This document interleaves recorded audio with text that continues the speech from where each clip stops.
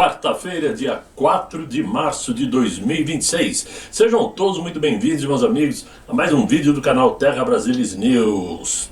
Olha só, vou pedir paciência para os senhores, meus amigos, porque o vídeo de hoje tem que ser um pouquinho mais longo, porque são tantas as informações que é impossível reduzir a um vídeo de 20 minutos, a menos que se perca informações. E são informações importantíssimas. Prestem bem atenção. Vai ser uma espécie de um dossiê, digamos assim, né? Eu quero começar dizendo o seguinte. Quero pedir para que todos nós juntos entremos aí numa corrente de orações e boas vibrações para que a nossa direita brasileira aproveite o momento, que é o pior possível, né? Um momento que, por pior que seja no Brasil, é muito bom para a direita conservadora. Infelizmente, entramos naquele campo, naquela situação tão bem usada pela esquerda, de que quanto pior, melhor para nós. Já que o atual governo, né, está em plena decadência econômica, moral e principalmente política. Eles estão enroscados, não sabem para que lado correr. Claro que no fim das contas, por tudo isso que está acontecendo, quem paga as contas somos nós, né? Nós que temos que arcar com os prejuízos, os cidadãos que trabalham e pagam altíssimos impostos, né? Cada dia mais alto, por sinal. Nós que trabalhamos arduamente para sustentar quem, inclusive, poderia estar fazendo o mesmo que nós, mas preferem ficar sob as asas de auxílios governamentais. Enquanto aqueles que realmente precisam de ajuda do governo penam para conseguir suas aposentadorias, seus benefícios e recebem migalhas quando conseguem. Mas enfim, como eu disse, quanto pior, melhor. E é o que está acontecendo. Dizem nos porões de Brasília que o Inácio está cada vez mais isolado, com menos capacidade de influência sobre pessoas que, em outros momentos, costumavam obedecer com muito mais disciplina ao centro do poder. Aqueles que viviam bajulando o tempo todo, né?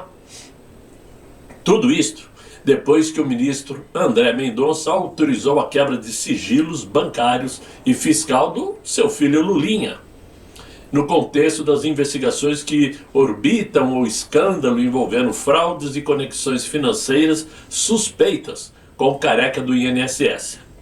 Em qualquer governo com musculatura política intacta, uma decisão dessa magnitude seria facilmente abafada para evitar danos colaterais e institucionais. Mas não foi o que aconteceu agora. A primeira reação dentro do Palácio do Planalto foi de irritação, seguida por uma tentativa de articulação para reverter a situação do Congresso.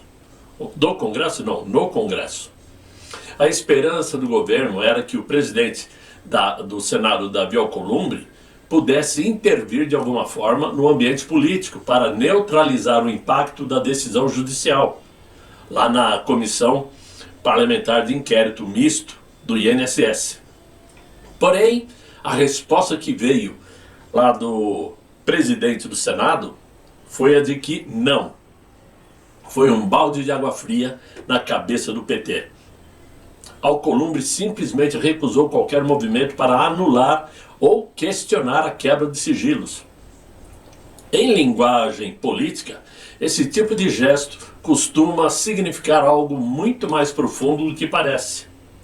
Indica que o cálculo de poder no Congresso já não coloca o Palácio do Planalto, como o centro das atenções. Já ficou em segunda mão. Ao mesmo tempo, e para piorar o cenário, para o Inácio, claro, Davi Alcolumbre já sinalizou que não deve sequer pautar nesse ano a sabatina para Jorge Messias como candidato a uma cadeira do Supremo Tribunal Federal. Né? A indicação, que deveria ser um movimento natural do executivo para ocupar essa vaga na corte, entrou no congelador e deverá ficar por lá até o próximo ano, segundo comentários no Senado Federal. Esse tipo de situação revela a perda da capacidade do Inácio de impor ritmo à política institucional e no presidencialismo, né? Claro, no presidencialismo o poder se mede pela habilidade de fazer o sistema se mover quando o governo precisa, mas não é o que está acontecendo.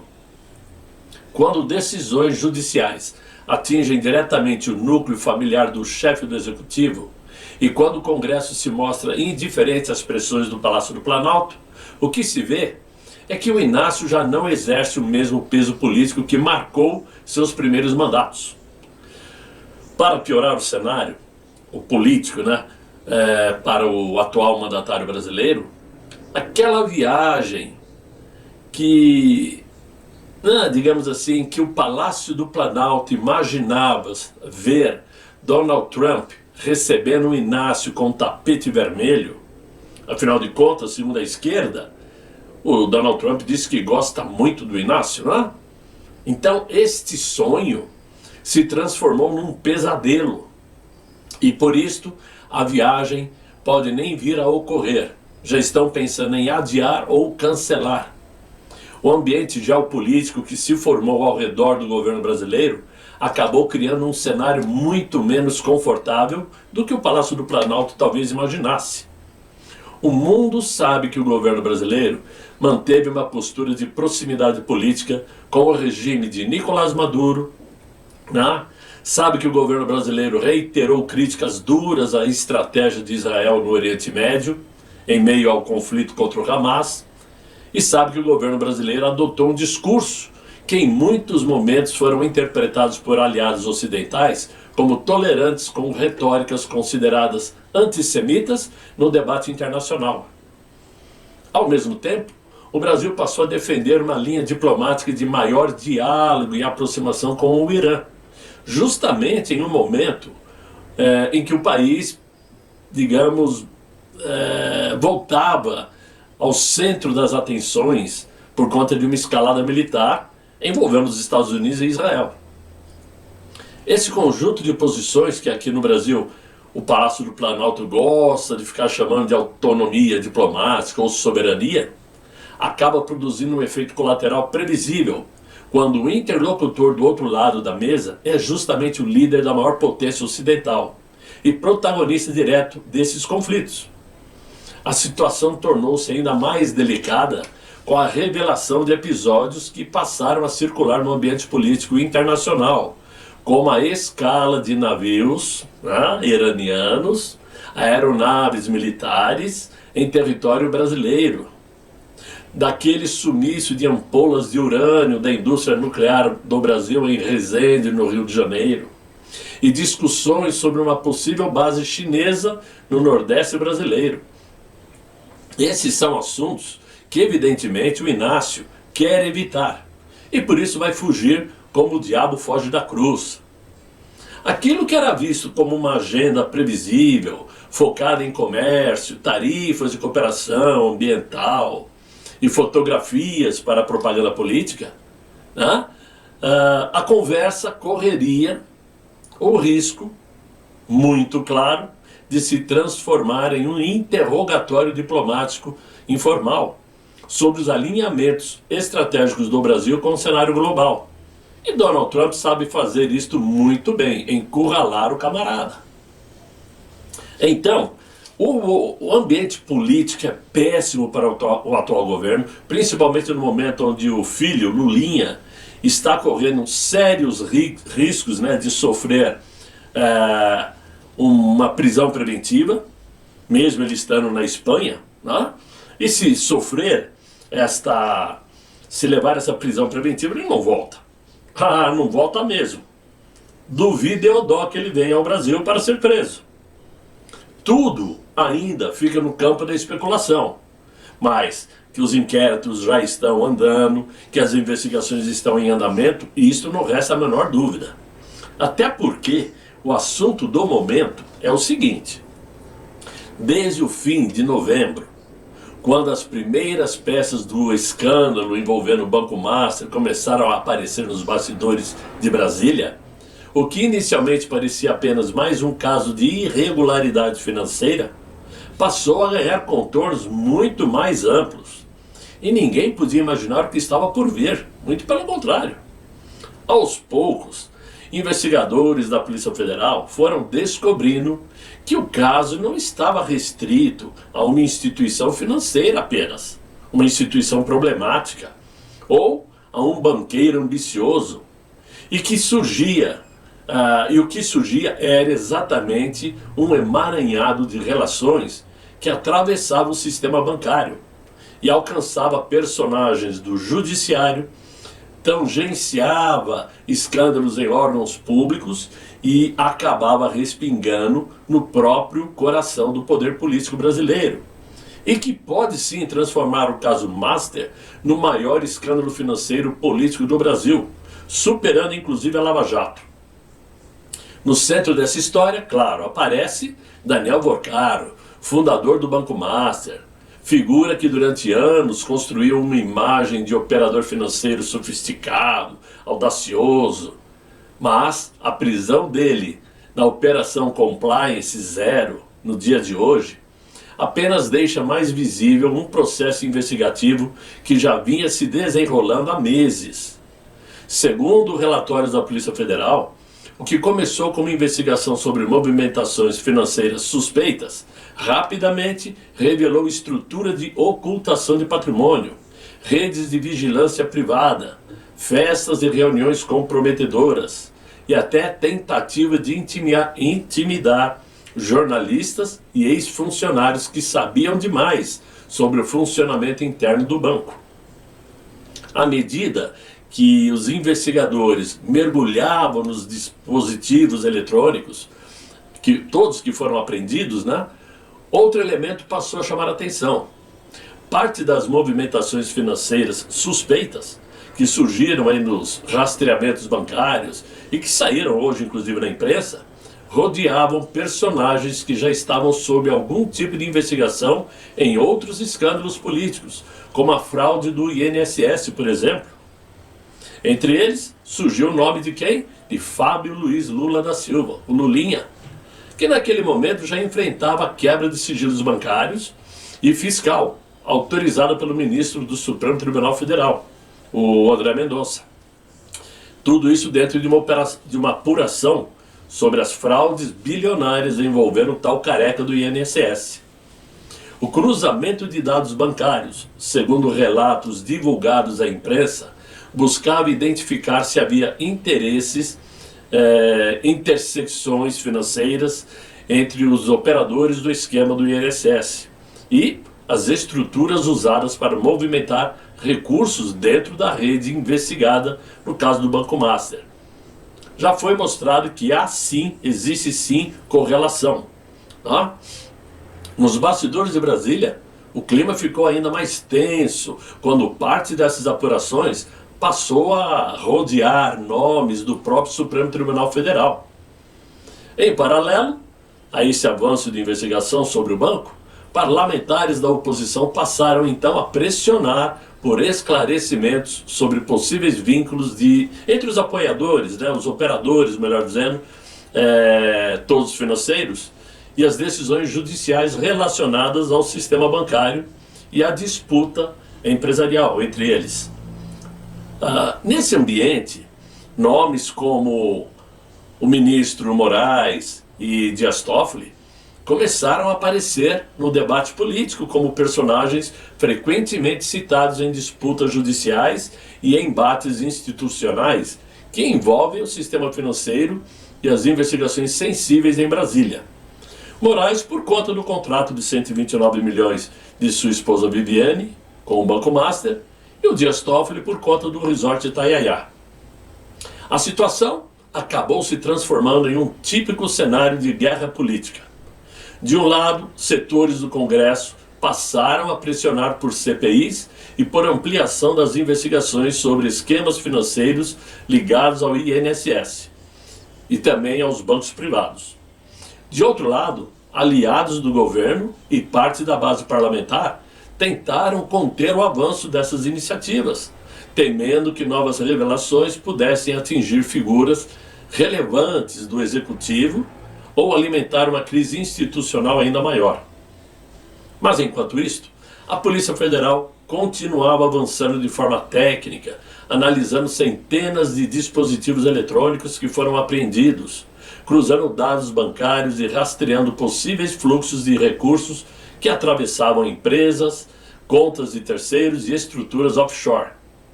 Investigadores já admitiram reservadamente que o volume de informações apreendido é tão grande que levará meses e talvez até anos para ser completamente analisado. Nos corredores do Congresso, onde as histórias costumam circular antes mesmo de aparecerem em relatórios oficiais, a percepção dominante passou a ser de que o caso do Banco Master pode acabar se transformando em algo maior do que um escândalo financeiro isolado. A razão é simples. Quando investigações financeiras começam a tocar simultaneamente operadores bancários, intermediários políticos, estruturas de desvio em órgãos políticos e disputas envolvendo decisões judiciais, o resultado costuma ser um daqueles enredos típicos de um thriller hollywoodiano, complexo, explosivos e cheio de personagens que preferiam continuar invisíveis. Por enquanto, oficialmente, a Polícia Federal mantém as apurações focadas nas estruturas financeiras e nas organizações suspeitas de ocultação de recursos e fraudes. Só que nos bastidores de Brasília, cresce a expectativa de que, conforme novos dados forem extraídos dos aparelhos apreendidos e novas conexões forem confirmadas, o mapa completo dessas relações pode revelar algo muito mais amplo do que os primeiros capítulos dessa investigação. Porque, como dizem os veteranos da política na capital brasiliense, quando uma investigação começa a conectar banqueiros, operadores do INSS, filho de presidente e decisões que ecoam no Supremo, raramente se trata de uma história simples e sem o começo de um quebra-cabeça muito maior. Fato é, meus amigos, que a Polícia Federal, no dia de hoje, não foi fazer uma operação pequena. Não, foi muito grande. 4 prisões, incluindo Daniel Vorcaro, a prisão preventiva, e 15 buscas e apreensões espalhadas por diferentes endereços, numa movimentação que pegou de surpresa apenas quem ainda acreditava que aquele universo de relações financeiras e políticas era apenas coincidência de agendas. O que mais chamou a atenção é que Daniel Vorcaro não apenas comandava operações financeiras suspeitas, mas também ordenava ameaças contra jornalistas, ex-funcionários e até concorrentes. A lógica era simples e brutal. Quem falasse demais, quem investigasse demais ou quem atrapalhasse demais, passaria a sentir pressão. É o tipo de comportamento que costuma aparecer em filmes sobre máfia financeira, mas que agora surge descrita em relatórios oficiais de investigação. O mais grave vem agora. Lá em Miami, um tribunal federal dos Estados Unidos marcou audiência para decidir até onde poderá ir a investigação sobre o patrimônio de Daniel Vorcaro na Flórida. O pedido partiu do liquidante, indicado pelo Banco Central, que tenta aí, de uma maneira ou de outra, rastrear através do FBI os ativos escondidos fora do Brasil. E não é coincidência que os olhos estejam voltados para o Estado americano, onde tantos capitais brasileiros costumam encontrar abrigo silencioso em imóveis, empresas e contas discretas.